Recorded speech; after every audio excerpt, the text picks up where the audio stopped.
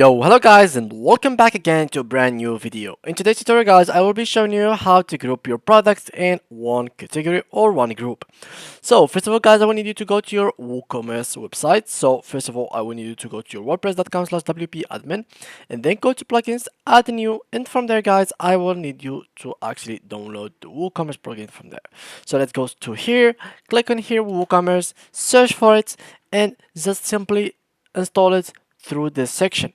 So just click here to install it now and then click on active to activate it. After that, go to install plugins and make sure that it is activated in the active section. If not, go to inactive and then activate it. Really simple. When you finish with this step, I will need you guys to go here to reload this page and you will find that there is some other menu has been added to your dashboard menu. Now, after that, guys, I will need you to go to check them. So there's WooCommerce products, payments, analytics, and marketing. So in this tutorial, we'll need to go to products. Now, as you can see, here I will click on all products and you will notice that I have multiple products here. So basically these products are not in under one group. How you can know, they are here as you can see in categories.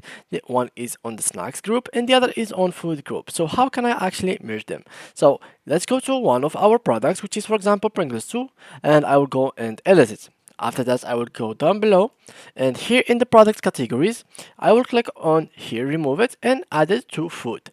After that, I will click on update. And if I went here to permalink and I went here, as you can see, Pringles 2 is over here. But if I went down, they will give me the related products that are in the same group. So if I went down, I will find the normal Pringles, which is Pringles 1.